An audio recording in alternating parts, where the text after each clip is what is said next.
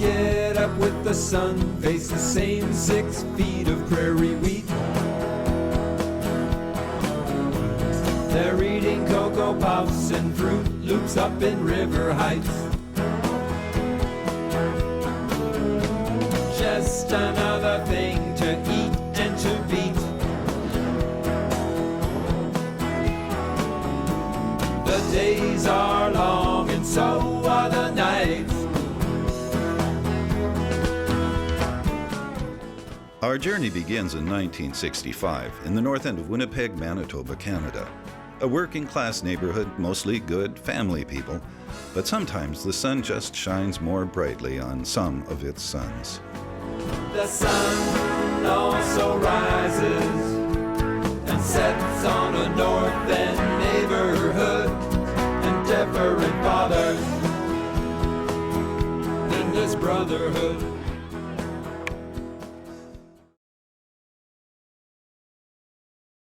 Everybody worked at CPR. Everybody had a lunch bucket, and it was like clockwork. 8 o'clock in the morning, they started, the whistle went off. 4:30, the whistle went, everybody walked home. Yeah. Nobody drove, everybody walked. I work in class part of town, so, nobody had really too much. We lived in a little shanty with a dugout in the basement for the furnace and the root cellar. An old wood stove in the kitchen, and the living room had an oil-burning stove. There was 5 of us, my brother, myself, and my 2 sisters, 6 of us. My family is actually fairly large. There's 9 of us. Where I lived, and that was the melting pot. Next door was a German fella, across the street was a Ukrainian. I mean, you didn't have to speak English in the North End. Well, the Canadian Polish Athletic Club, CPAC, they sponsored our baseball team. Good people, they just wanted to help kids in the neighborhood play sports. Didn't matter what ethnic group you were from. So our team was a total mix, or mongrel, I guess it would be. In those days, people put milk bottles out, glass milk bottles with money on top, for the milkman to come and drop off milk and take the money. Well, one of the kids took the money and was all happy. We had 15 cents or something. And the guy we were talking about earlier, he made him take that money back, because there might be children in the house that need milk. From that scrappy mix of income and ethnic groups, a baseball team was born. No silver spoon in its mouth, no golden glove in its hands, or even a real bat to swing. We played stickball in the streets. Never had a bat at first. Hockey stick, any kind of stick we could get, anything that was semi-round. I was playing with my dad's glove that was 25 years old. I remember my uniform was about 10 sizes too big. Even my family used to laugh at me. How can you run with pants like that? Big giant ones. But we got a chance to play baseball for free in a well-organized league, and those uniforms were everything to us. The gangs, they wear their colors. Well, our colors were our uniforms. Nobody ran and hid the children when we walked down the streets.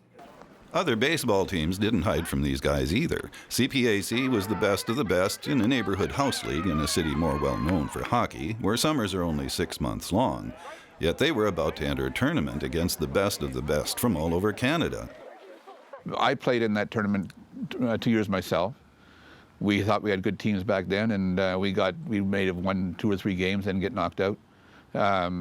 We always knew who the powerhouses were in Manitoba, and Brandon, Riverview, teams like that. We were underdogs for sure. We were just somebody that you never expected to do that well. I just think that they really didn't want us to succeed. They opened against a team from the suburbs. It was CPAC against wealthy West Kildonan. Well, we brought our lunches to school in brown paper bags. They all used those metal lunch boxes with pictures of the Hardy Boys or Nancy Drew on the side. Well, they may have had better uniforms, and our caps didn't even match, but it's all in how you play the game.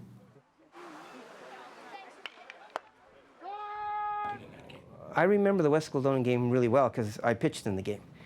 We were up 5-0, and it was close to completion. I remember about an inning before, you could see the clouds coming in, and Rick was saying, really move, you got to be fast. He was almost to the point where we wanted to get out on purpose, but he would never do that. It would have been, maybe we should have got out on purpose so we could have got the game in. It was kind of upsetting to me. I was three outs away from a no-hitter, and winning the game. And the skies just got black. We had to take shelter. There was lightning and everything else, so it just wasn't safe. We had to play them again the next morning. Everyone that was there was upset because we'd have to replay the entire game again. There was no really excuse for it. We played that many innings, they could have called it early. It's a little bit disappointing. I mean, it's hard to comprehend, I guess as a 12-year-old, to understand why. And I remember Rick's comments were, "It's okay, guys, we'll just beat them again tomorrow." The next game didn't go so well for us. We were down 3-0 right off the start. We managed to chip away and tie it before the end of the game and won it in 3 extra innings, I think it was. 1 home run and we were gone. We would have been out of the tournament. No use wondering whether affluence had undue influence over tournament confluence. CPAC was struggling. The players didn't even know each other's names, let alone how to play together. They managed to slip by a community center team from Winnipeg's West End by just a single run. But then it looked like deja vu all over again for Coach Rick McGill. We always knew who the powerhouses were in Manitoba. In Riverview, a quiet enclave of stately homes, parks, schools, churches, and a fabulous community center, all nestled peacefully along the banks of the historic Red River. We realized we were a little more fortunate than the people in the North End. We didn't think we were any better than them, but we just knew we were in a different economic situation than. We've already seen that wealth alone does not a good ball player make, but there were plenty of other factors favoring Riverview. They had won their first 2 games by 37 runs, so we knew they had power. But we were the best team in the city. For Playground C, which when you're 10, Playground B, 11, and Playground A when you're 12. And 2 of those 3 years, we were the city champions. So we were always used to being one of the better teams. As intimidating as that sounds, Hilton is actually talking about the Riverview hockey team. And if you excelled at Canada's national sport, America's pastime was a piece of cake. The guys that played hockey, that played baseball. Meanwhile, the CPAC kids still hadn't learned each other's names, let alone their teammates' tendencies on the field of play. They were about to face a group of 12-year-olds who'd been a team since they were 10. But CPAC had a secret weapon. Back in those days, most Little League pitchers threw as hard as they could. Very few threw sliders, curves. I was lucky. Sam McGill, Rick's father, he taught me how to throw curves and strikes. And then I met this baseball fanatic. We had an elementary school teacher, Mr. Johansson. He had Neil and I throw curves and drops all winter long with a softball. Not only did this build up our arm strength, if you could make that big softball dance, you could make a little hardball do the jig. You saw fastballs, but you never saw curveballs that almost hit you and then broke over the plate and stuff that we weren't used to. We're striking out probably a lot. We weren't getting many hits. Certainly, we were just maybe getting ground balls and stuff. He would throw a curve, and the poor kid in the batter's box would be like bailing. He'd be throwing the bat, ducking down, think he's going to be hit, and then he'd look up straight, and he'd have this incredulous look on his face, looking at the ump going, "Strike, he almost hit me." No, he didn't. We were always coming back to the bench and we were getting instruction from our coaches of, I think, move up on the plate and, don't stand back, try to get it before it does curve. These guys would bail and strike. What? It was 1, 2, 3, 1, 2, 3. It moved quickly, incredibly quickly. It's like 3 up, 3 down. Hardly anyone got on base. The score was 1-0. This was small ball. Scratch out a hit, advance the runner, and hope like heck to get him home. And Riverview set up that very play very late in the game. Well, it's 1-0, bottom of the 6th. We get a guy on base. It cannot get any more dramatic than this. Riverview trailing CPAC 1-0 with 2 out in the bottom of the 6th and final inning. But Riverview has managed to get a runner to second base. And the ball was hit out. I was the little fat kid that played in the field. He figured he could go from second, round third, and take home on a line drive hit out to my field. No. It's coming, I'm looking, come on, get him. And the guy ran in from third. Took a step out, caught the ball, dove back across the plate and blocked the plate. Slid.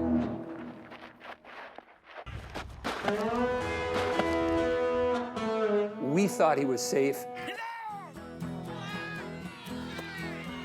We were called out. Their coaching staff went crazy. They were up in arms and the parents were screaming and everybody was making this big thing. The call stood, out, we won the game. We're eliminated. I don't know if we expected to win the tournament, but we expected to go longer than 3 games in the tournament, and all of a sudden, it's over. They were one of the teams to pick to win the whole city championship, and they were rolling over other teams before then and had done so all year.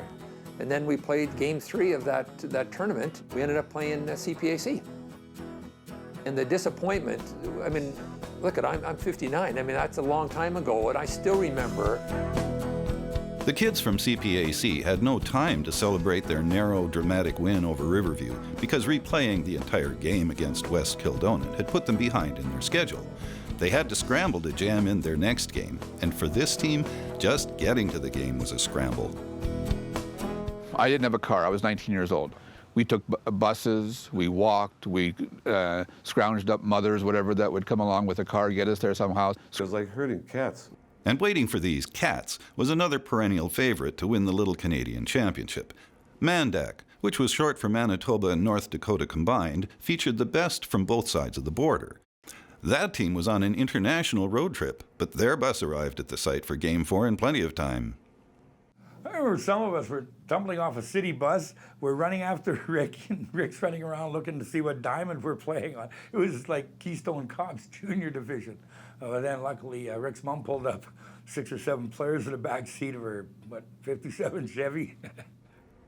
That effort to keep track of each other had an unexpected benefit. You could see the confidence building in the kids. The team coming together, calling each other by name.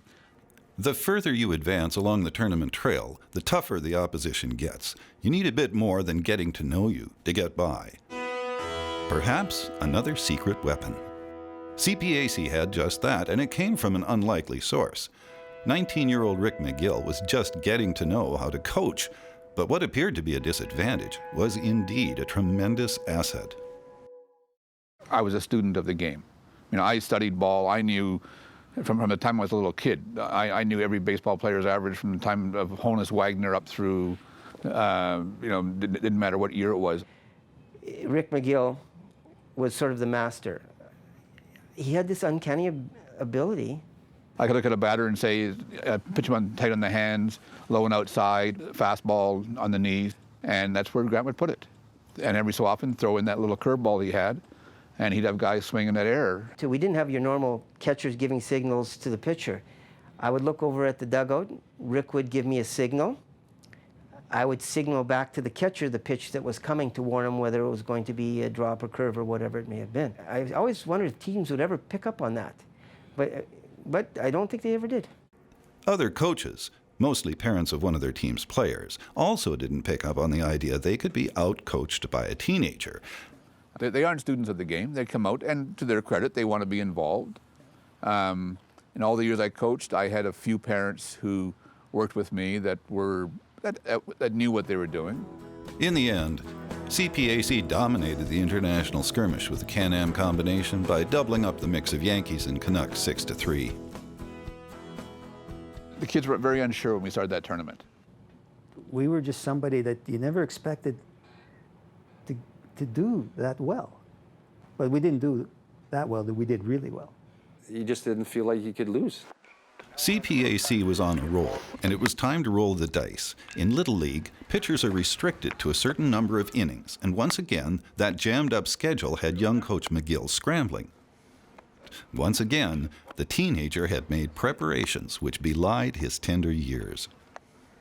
If you plan on going any distance in the tournament, you have to have enough pitchers to get through. So you're looking to probably carry 8 to 10 pitchers, or kids capable of pitching. I grew up surviving like everybody else survived, and I had dreams, and some of my dreams were baseball. I wanted to be a musician. Tony was 11 years old. Tony was the youngest kid in the team, and was big, tall, had amazing speed, had no idea where it was going. I just remember the one game I pitched where the team was, I heard the guys, I actually overheard the bench saying, "Holy cow, this guy is crazy." He was a good pitcher, but he had that enough wildness that guys were on their heels every time they were up to bat against him. So sad, because when I went into a windup, you did not see the ball. You didn't have to call Tony's pitches. It was always going to be a fastball down the middle, try and get around on it. It so happened that it was probably our easiest game in the whole trail towards the Canadian Championship. We'd won 7-0, and Tony Began had a great game pitching. He had his shutout. His fastball was working that day. An old nemesis surfaced for young Rick McGill in the showdown for the Manitoba Provincial Championship. We always knew who the powerhouses were in Manitoba, and Brandon, Riverview, teams like that, the South End teams. Brandon because they had such a great catchment area. CPAC, from a small neighborhood in the north end of Winnipeg, was representing Manitoba's largest city against the province's second largest city. They played tournaments before, during, and after. We never played a tournament until we got to that championship. And unlike CPAC, Brandon breezed into the championship final, an example of just how deep the roster was. Realized we didn't have enough pitchers to make it through all the games, so in our second game we used a right fielder, a guy named Terry Kindrat. He wound up pitching a perfect game. Okay, another powerhouse. But perhaps all the adversity the CPAC kids had to overcome could instead become the great equalizer? The controversial calls, the close calls, the hectic pace of their schedule. Their experience, both on and off the field, had created a scrappy team of survivors. But a one-game showdown for baseball bragging rights in an entire province is a whole nother thing. Huge crowds, massive media coverage, strange surroundings. Compared to other diamonds where you just have, a 2x4, a couple of 2x4 planks as benches. Well, Pioneer Park was like a field of dreams. You look around, right? There was dugouts. Never been in a dugout before. Hitting a home run over the wall, not just over some guy's head. He runs out and gets it in the field. And everybody copes differently. Oh, well, I was kind of oblivious to it all. I remember I was more motivated by a promise we'd get free soft drinks if we made it to the provincial final. Ice cold soda pop, not water, not even Kool-Aid. You just kind of block it out, because I'm kind of close to that, being the catcher anyway, so you're hearing a lot of this stuff. So if I had to hear everything, it would be somewhat confusing. I never really heard people yelling and screaming when I play, because I don't hear anything. It doesn't matter what I do. I focused always on the game. Actual soda pop in a big metal box I later learned was a cooler. I remember I inhaled 3 or 4 of them before the game even started because they were free. I didn't get sick or anything, but I sure had to take a whiz by the 3rd or 4th inning. It all came down to a couple of very good teams featuring the best 12-year-old baseball players on the Canadian prairies. And the capacity crowd in Pioneer Park witnessed an epic showdown, the most exciting game in Canadian Little League baseball history. The score was really tight. Nobody was getting a lot of extra base hits or anything of that sort, and it just, I feel the tension going as the game went on. We pick things up at the top of the 3rd inning. CPAC Winnipeg has eked out a 2-1 lead over Brandon. So far, it's been a taut defensive struggle that could be decided by just one big play. And the next batter up for CPAC could provide just that. When I go up at the plate and I'm told to hit away, that means hit, and I hit. And he swung from the boot. He just plastered a ball over the left field fence. And it went over that fence as quickly as it came to the plate. He did what he does. I remember when he hit that ball, that thing was out of there in no time. It was a liner. That ball came in, I hit it. I remember Anthony's run around the bases. As a baseball wannabe, I tried to mimic the players, and they cut the bases. You don't stomp on the middle of the base because that slows your run down. You hit the corners. One of us was keeping score because we used to take turns, if you remember, keeping score in the book, and Anthony, another home run. He goes back to the dugout. We're sitting on the bench, we're all happy. I remember our coach coming out, yelling to our pitcher, get the ball, take the rubber. Ball put in play by the umpire. Catcher throws it to the pitcher. He's looking over at the coach, not really knowing what's going on. The coach says, go tag him. And I'm called out. I was in shock. They said he didn't touch home plate. I can't see that happening, especially with Anthony. If you know Anthony, he's a pretty serious guy. He's going to touch home plate. It would not be normal to miss it for any player. Tony believes, I think, to this day that he stepped on home base. Who doesn't touch home plate? How do you miss home plate for that matter? The umpire raising his right arm saying, "You're out." He wasn't 100% sure I touched the plate. And then chaos and a big argument at home plate. Oh my, this could get ugly. They're taking down the run. The kids from CPAC thought they'd scored, and it's going to stay 2-1. CPAC's lead remains just a single run. The umpire was not alert and did not watch. His doubt created the problem. He wasn't 100% sure I touched the plate. When he got challenged, he went with the challenge. Umpires make mistakes. They can be manipulated and intimidated. You know, coach goes into his Hollywood acting routine. He starts screaming and hollering. He's pleading his case. He's pointing at home plate and claiming the runner missed it. So maybe the umpire doesn't want to get into a big fight. Maybe he missed the call and he thinks everybody else saw it. There was a huge crowd watching the game. And I'm not saying that what I said just happened. I'm just saying. Don Reddy would never have done that. That's the first and only time I ever saw him make that call, which is why we didn't know what was going on when he made it. I've done professional sports as a photographer, and I've seen coach stunts done and get away with them over the years. All the power to him. He got it, he did it, and that was fine. They said there's no way on the planet Don Reddy would have pulled anything like that. He was a very honorable guy, cared about the kids, cared about baseball. I didn't see it. I was on first base coaching.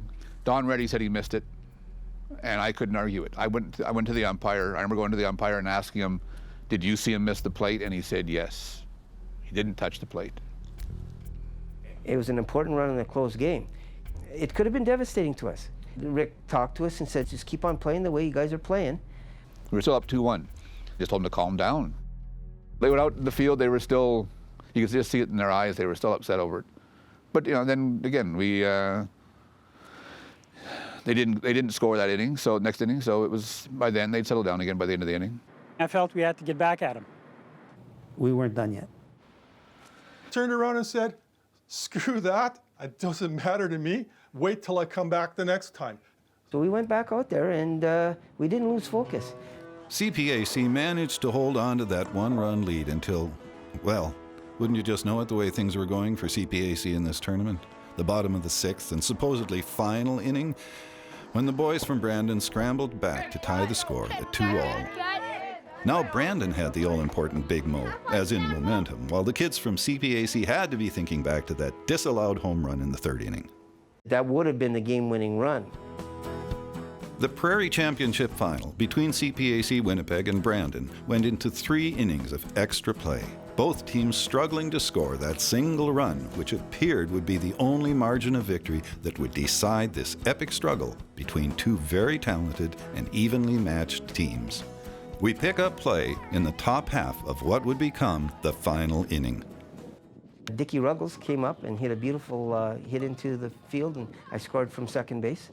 And we went up 1, but that wasn't the end of the game. We had to sweat a bit in that last, the bottom of the ninth. Well, I got myself into a bit of a jam, I guess. I ended up loading the bases. And we had none out. A single or walk would tie the score, and any extra base hit would win the game for Brandon, and he still have 3 batters left. I remember going out and talking to Neil at that point. And I remember basically he said, I asked him how he felt. He said, "Fine." I said, "Okay, it's your game, so get him out." I guess I like drama. Neil dug down, and he seemed to get himself in those situations quite a bit. Well, I don't do it on purpose. He always seemed to come back and get himself out of it. He had that amazing way of getting guys to pop out. You throw the ball the way you've been throwing all year. 2 pop outs, and now we're 2 outs. We're 1 out away from winning it all, but that wasn't the end of the game. Next batter up was turned out to be their big hitter. The last inning, I remember our big home run hitter, Paul Solon, up, last out, last inning, people on base. Holy cow, Paul Solon really got a hold of this one. It's drifting way back. A grand slam home run here in the bottom of the 9th will clear the bases and give Brandon a dramatic 6-3 victory. A long ball, we thought it was gone. I remember thinking, it's going out, it's going out. Fell a foot short. And it fell just short. Fortunately, into the glove of our fielder. No, the ball lands right into the CPAC fielder's glove. He's out, and CPAC wins it 3-2. Game over. All our players came running out of the dugout. The players in the field all were running to congratulate each other. Dougie West came out from behind home plate, jumping up and down. I remember Dougie jumping up and down. Disappointed, of course, but it was 3 extra innings. It was a heck of a baseball game. And we're going to go on to the Little Canadian Baseball Championships. I think keep thinking of that little train that can. You know, the choo-choo, I can do it, I can do it, I can do it, I can do it. Before we go to bed or even laying in bed at night, I would go through like the whole game playing, bases loaded. What would I do? Would I throw this? If the ball gets hit to me, what do I do? And all of a sudden, sometimes I'd throw and I'd overthrow, a run would score. Then I'd go over and I'd throw and I would get the guy out. You know, in reality, you didn't see the bad play. You only saw the good play. Practicing in the gym during the wintertime, you couldn't take full swings. So we were practicing bunting all the time. The kids were prepared to dive in front of balls and make plays. Because I was being the bat boy, I was always close to first base, so I used to watch how they were playing. So kids are maybe a little scrappier. You got to protect the base. And if you do make an error, if you hit him with your hip, he's not going to get up. He's going to run to second. I was always out at the park playing baseball.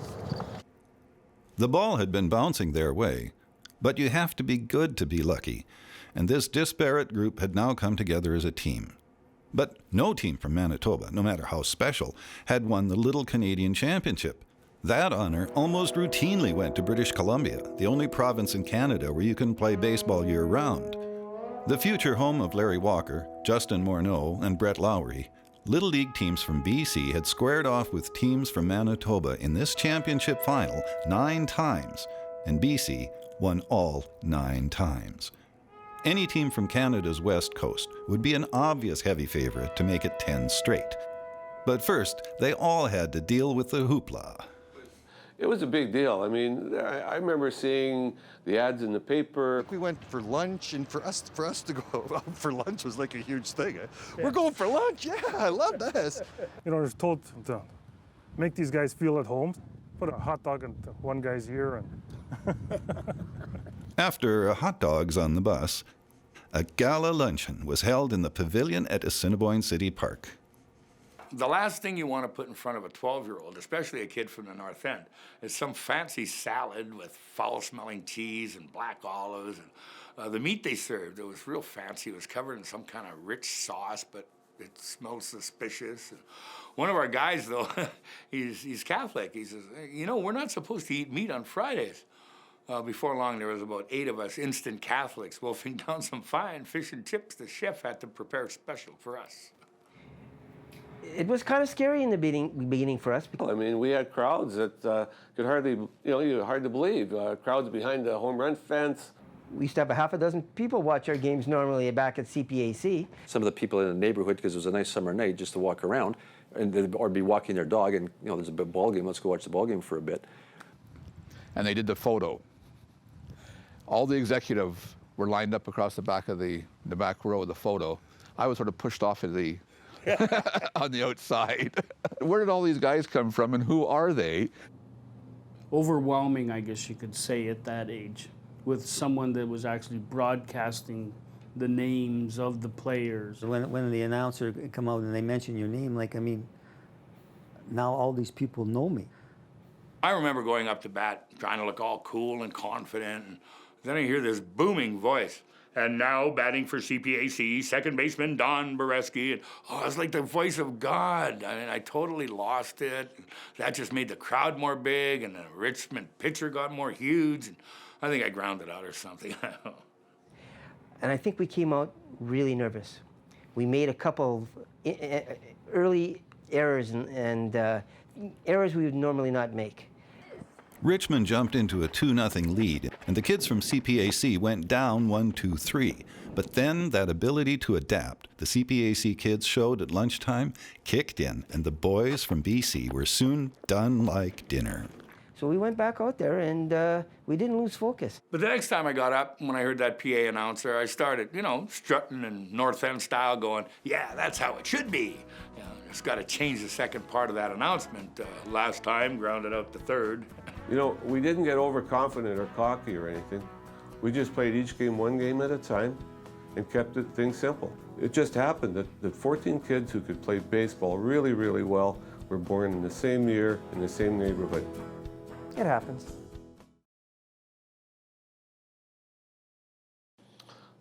Second game was the one that I pitched. It was a very tight game. It was 1-1, and it could have gone either way.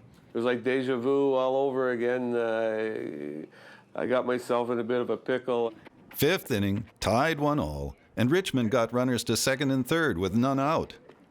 Having been faced with that in the Brandon game, I felt somewhat comfortable because I knew what we did in the Brandon game, and I thought, well, we can get out of this. Somehow somebody just felt was going to do something. Began and Harmacy were throwing darts from the outfield. They nailed guys at home. The score could have easily been 3-1 for them. And so the game remained tied, 1-1 down to the bottom of the sixth. 2 out, Richmond is 1 out away from forcing extra innings. Patty Wozni was a tremendous player, great power. Patty was coming up, and I think we probably had 2 outs. And I just couldn't wait to get to the plate. And everything was a buzz. It was a tie game. And it doesn't get any tougher than that. And let's go. While Wozni was waiting, some fans tried to help out in a North End kind of way. And one of the executives comes down and he says, you get a home run, I'll buy you a Coke. Patty, hit a home run, I'll buy you a hot dog. Another guy said to me, I'll give you $1. And all of a sudden I'm tallying all this stuff up. I said, this is a pretty good deal. My brother came up to me, he says, well, what's happening? And I said, well, I'm going to hit it out of the park. Other fans in the crowd of well over 1,000 weren't so confident because this time the elements were working against CPAC. But with the wind blowing in, Wozni simply borrowed a bigger bat, the one used by Bimbo Parisian, the biggest kid on the CPAC team. You got to remember, like at home, I never had a bat that we used. I used the ones that my brother and those guys used. So I was used to using a bigger bat. When I hit that ball and I turned first base, I don't know if you remember Big George. He was the umpire out in left field. And I could see Big George out there swaying back and forth, as he always did. And he was watching. Pat Wozni lifts a long, high fly ball to left, but will it have enough to clear the fence with that strong wind blowing in? It had enough snow on it. I really hit it with Bimbo's bat there.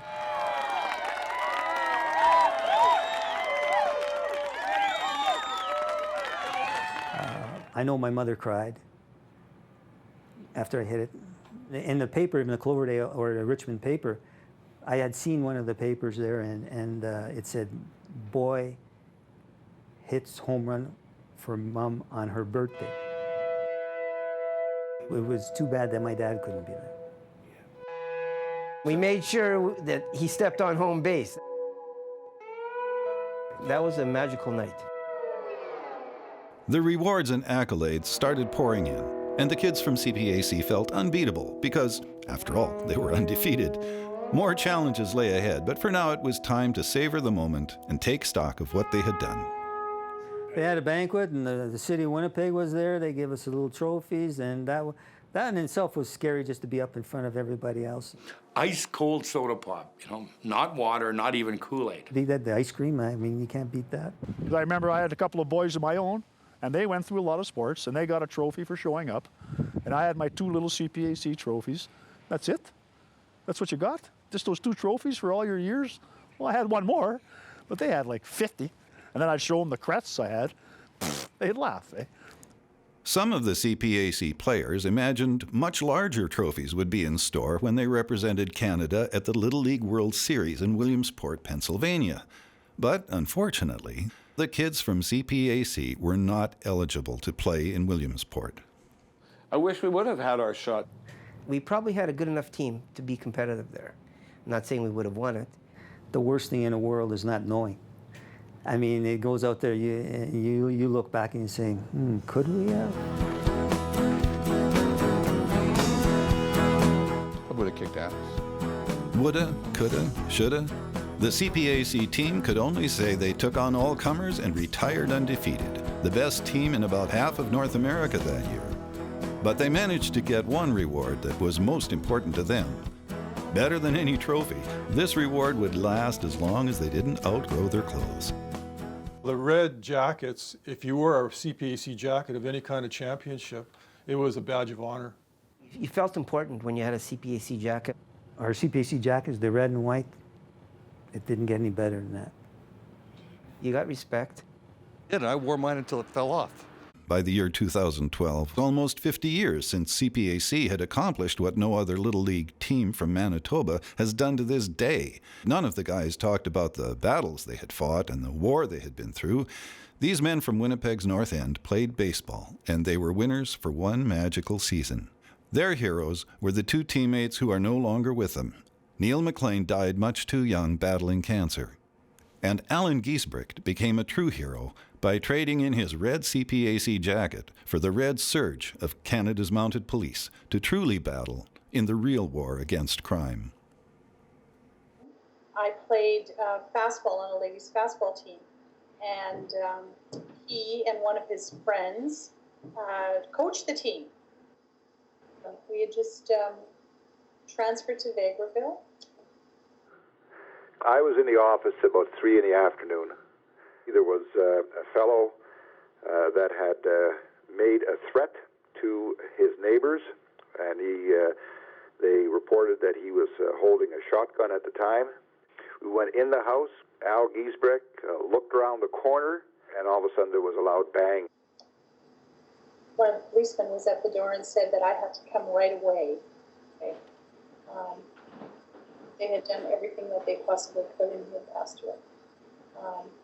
There are times when I look at my children, and I really, for them, more than for myself, I just really, really feel that they were cheated out of, a father who was extremely loving, who just loved them to death. He still had his trophy, and I still have the trophy that he won, and he had some newspaper articles, one with him smiling in front of the camera, so it was obviously something that meant a great deal to him. With Al's participation in that team, and I know how proud he was of the fact that he had won, I think that probably made a huge difference in his life. And, always playing with his two little boys, Adam and Tony, threw them up in the air. He called them Booga 1 and Booga 2. The kids from CPAC grew up to pursue careers, raise families, and look forward to grandchildren. These are the true heroes. There's no Hall of Fame for them or teams like CPAC, but maybe it's just like that famous philosopher said. Life is a box of chocolates. You never know what you're going to get. For one summer at least, the boys from CPAC managed to eat the whole box.